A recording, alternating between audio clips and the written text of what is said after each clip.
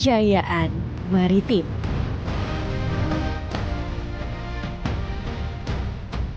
Jejak yang tertinggal.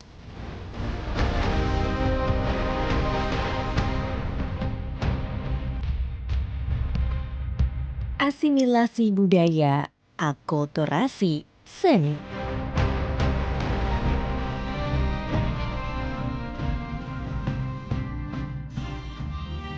Rempah Nusantara.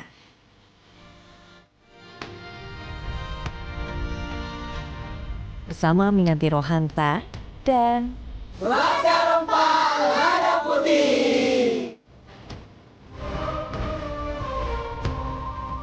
Inilah jelajah jalur rempah Belitung Timur.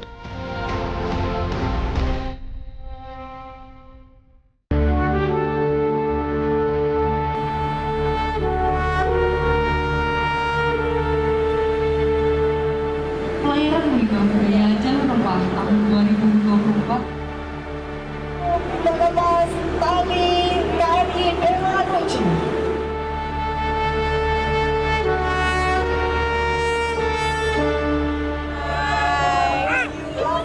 Dengan pelepasan tali terakhir ini, kita bersama dengan batch 1 Muhibah Budaya Jalur Rempah akan berangkat menuju Belitung Timur, di mana perjalanannya selama 3 hari dan 2 malam.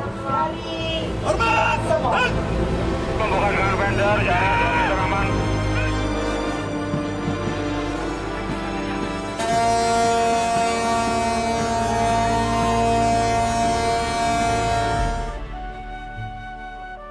Perjalananku kali ini berbeda. Bersama dengan 29 Laskar Rempah batch 1 yang bernama Lada Putih, saya akan berlayar mengarungi Laut Nusantara dengan sang legenda KRI Dewa Ruci dalam rangkaian kegiatan Muhibah Budaya Jalur Rempah. Selama pelayaran, Laskar Rempah Lada Putih mendapatkan pembekalan materi seperti sejarah KRI Dewa Ruci. Dalam Muhibah Budaya Jalur Rempah, Kementerian Pendidikan, Kebudayaan, Riset, dan Teknologi menggunakan KRI Dewa Ruci dengan misi diplomasi budaya. Dewa Ruci dan juga Jalur Rempah. Sebenarnya ada misi khusus nggak sih Pak sampai akhirnya bekerja sama menggunakan KRI Dewa Ruci?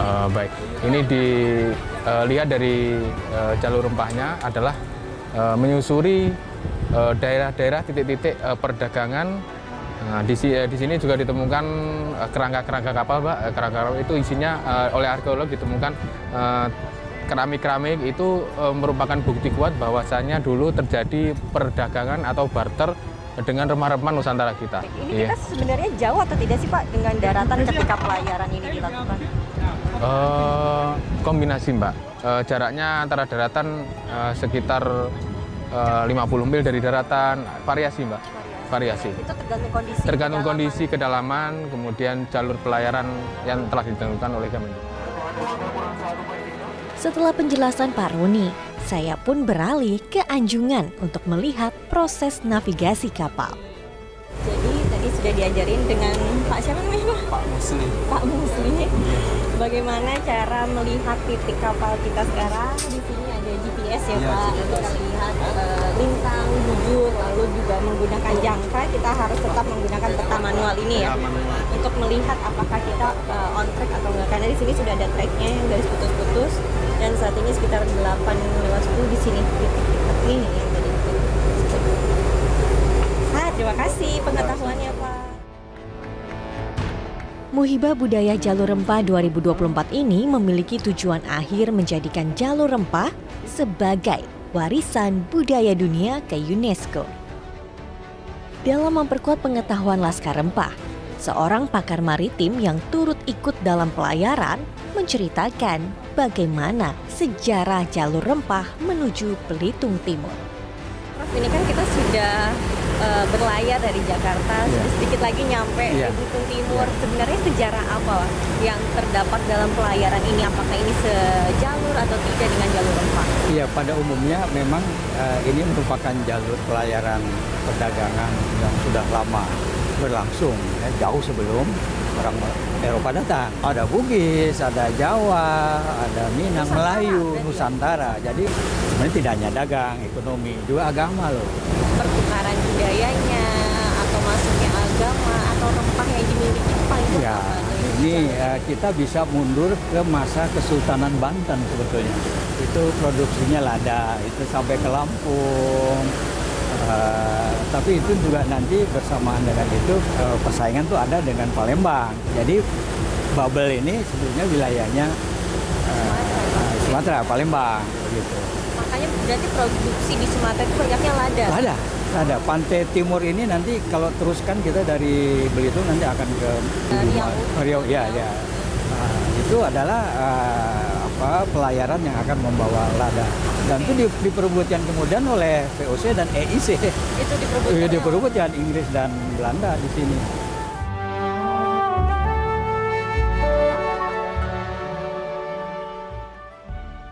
Jalur rempah dalam konteks konektivitas budaya Melayu akan saya temukan bersama Laskar Rempah setibanya di Belitung Timur. Akan ada 5 pilar yang dapat ditemukan dalam jelajah jalur rempah seperti wastra, kriya, kuliner, ramuan, seni, budaya, serta sejarah. Setelah bersandar, kami pun disambut dan dikalungkan sehelai kain batik Belitung Timur.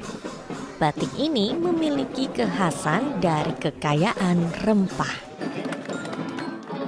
Selanjutnya, tarian massal Selamat Datang karya maestro tari Belitung Timur menampilkan gerakan lincah penari diiringi musik tradisional gambus.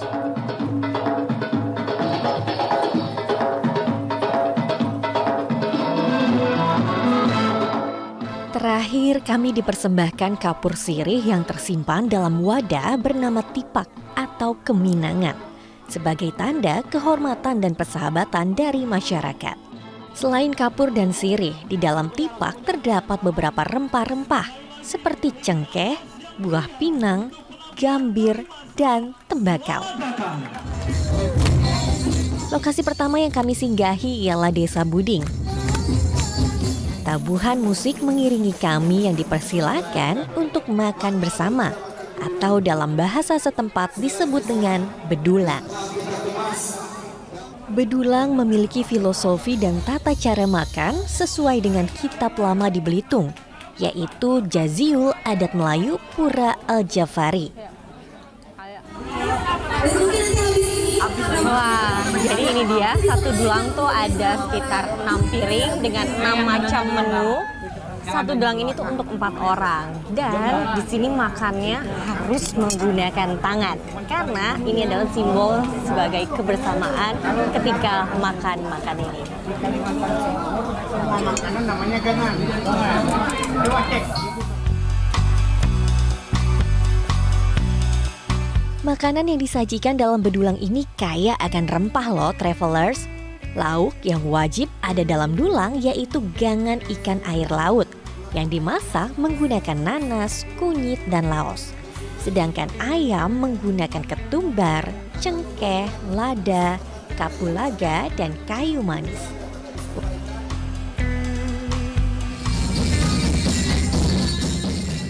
Usai makan kami disambut tari sepen yang menggambarkan kebersamaan dan kegembiraan.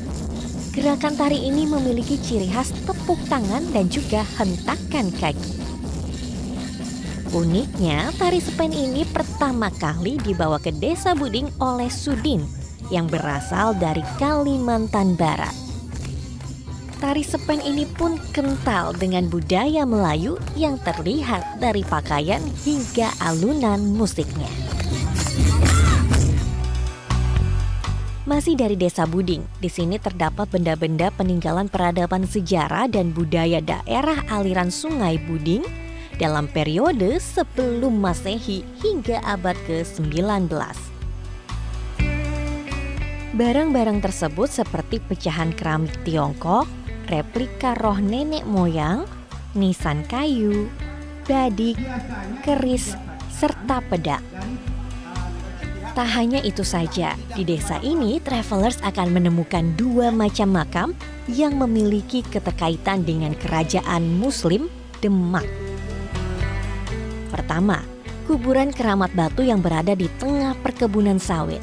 Makam ini memiliki batu yang tersusun seperti gundukan.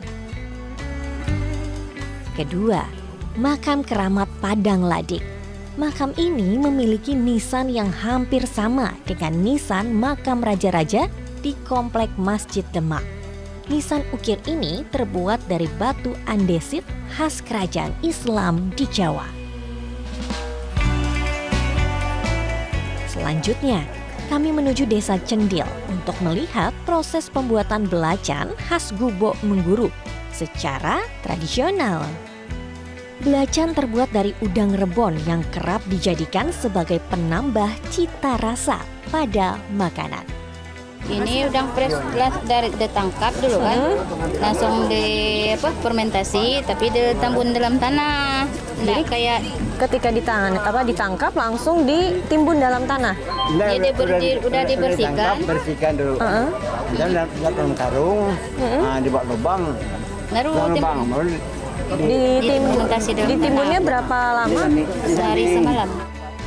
Usai fermentasi, udang rebon akan dijemur selama 3 jam, ditumbuk dan dimasukkan ke dalam cetakan. Menutup hari, kami mengunjungi sebuah pantai yang terkenal dengan bentuk batunya. Inilah geosite Batu Pulas. Posisi batu granit besar ini seperti tertidur. Sedangkan pulas merupakan nama dari sebuah pohon. Pesona indah batu granit khas Belitung menjadi salah satu warisan geologi yang menarik perhatian kami dalam balutan senja dan deburan ombak.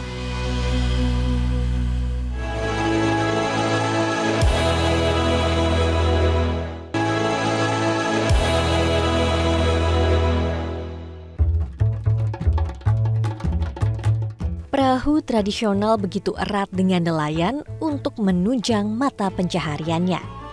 Di Belitung Timur, perahu tradisional atau cutter masih tetap digunakan, dipertahankan, dan dilestarikan.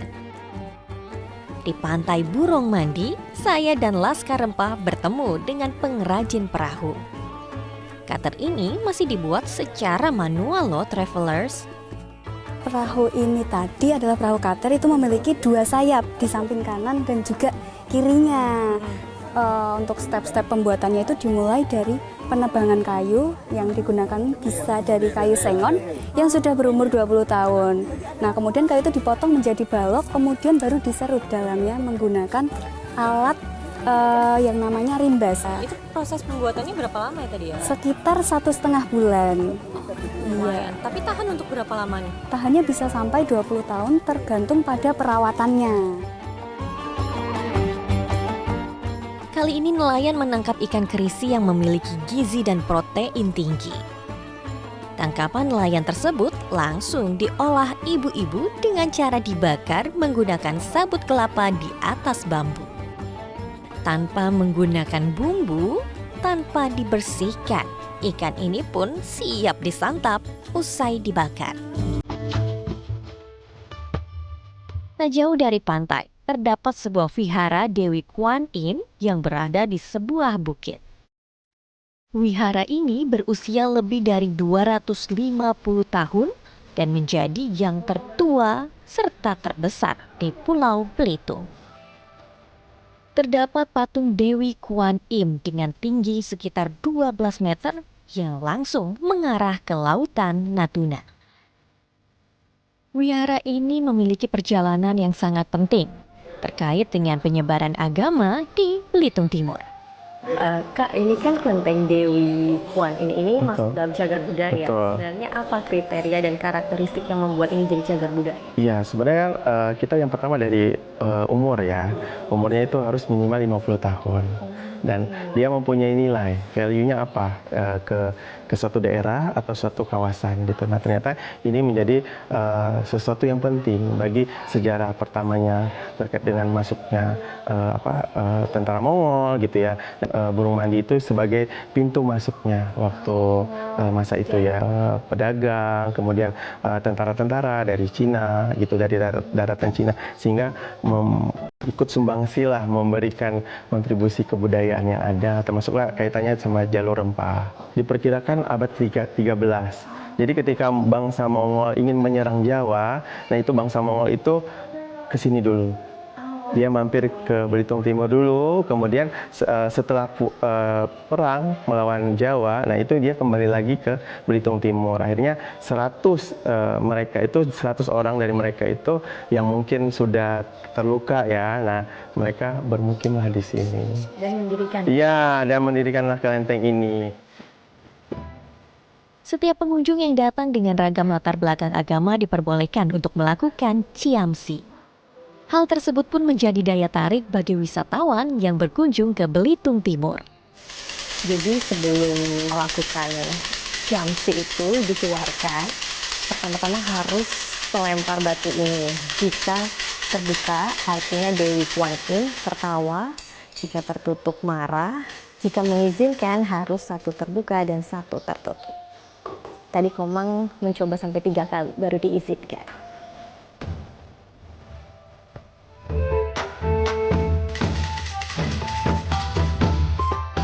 Wisatawan yang diizinkan oleh Dewi Kuan Im mendapatkan nomor untuk menentukan ramalan yang akan diterima sesuai dengan yang dimohonkan.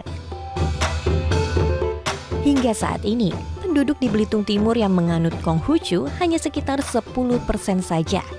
Mayoritas penduduk di sini ialah Melayu Muslim.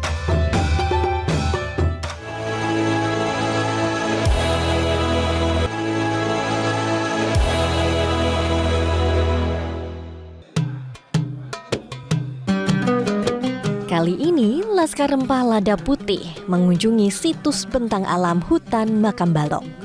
Di lokasi ini, perwakilan Laskar Rempah ikut menanam bibit pohon melantang sebagai pohon andalan di kawasan ini. Daun melantang menjadi bahan memasak gangan untuk menghilangkan bau pada ikan air tawar. Di lokasi ini juga terdapat peninggalan kerajaan Balok seperti gerbang masuk, pendopo, hingga makam Raja Balok yang berasal dari keturunan bangsawan Jawa di Kerajaan Mataram Islam. Terdapat tarian khas bernama Lesong Santok. Tarian ini dilakukan saat panen untuk menumbuk padi dengan menggunakan alu atau alat penumbuk dan wadah atau lesung. Untuk menambah rasa semangat, adegan menumbuk ini pun menjadi sebuah atraksi. 3 orang saling menumbuk padi, memainkan alu dengan cara disentok atau bersentakan hingga menghasilkan bunyi. Untuk kita makan, dari sini mau makan semua. Jadi cara untuk menumbuk karena sambil bermain gitu. Biar berbeda. Kan dulu ada musik. Oh iya. Nah, jadi inilah musik ya.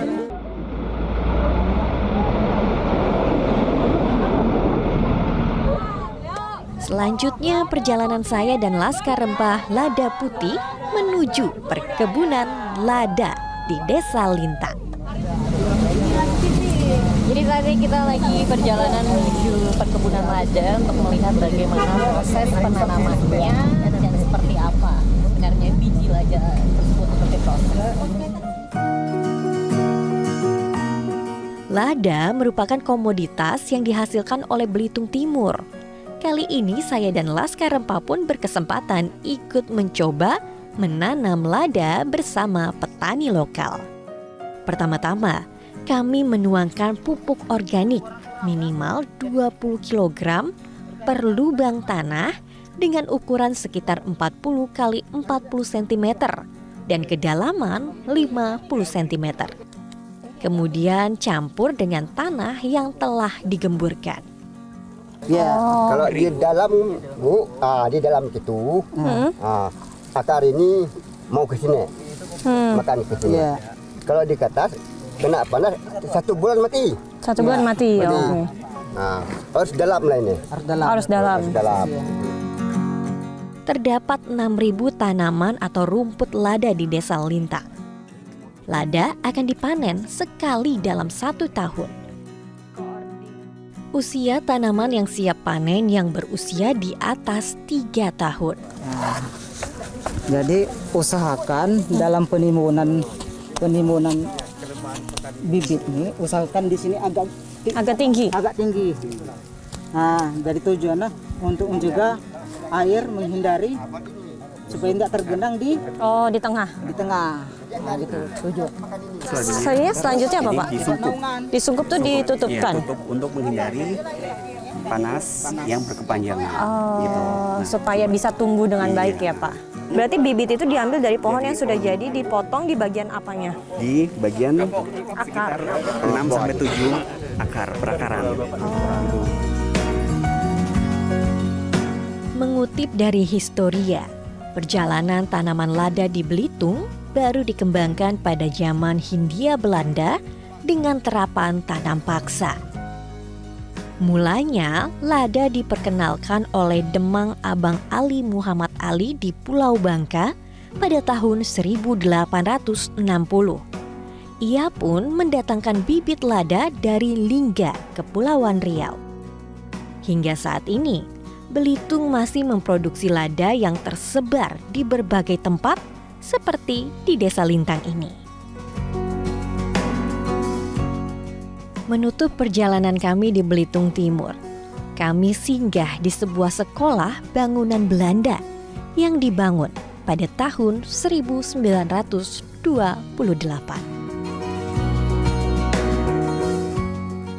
Itulah sedikit temuan yang dapat kami rangkumkan selama perjalanan di Belitung Timur bersama dengan Laskar Rempah Lada Putih. Pelayaran kami lanjutkan menuju Kepulauan Riau, mulai dari Dumai hingga Siak. Setelah pelepasan di Belitung Timur, akhirnya kami tim jelajah Rempah Batch 1 akan melanjutkan pelayaran dari Belitung Timur menuju Dumai selama 4 hari. Kita akan masuk dulu ke atas kapal. Seperti apa perjalanannya? Apa saja budaya yang ditemukan? Saksikan Journey dalam episode selanjutnya. Bebaskan mimpimu di angkasa, warnai bintang di jiwa. Metro TV. Jelajahi cara baru mendapatkan informasi. Download Metro TV Extend sekarang.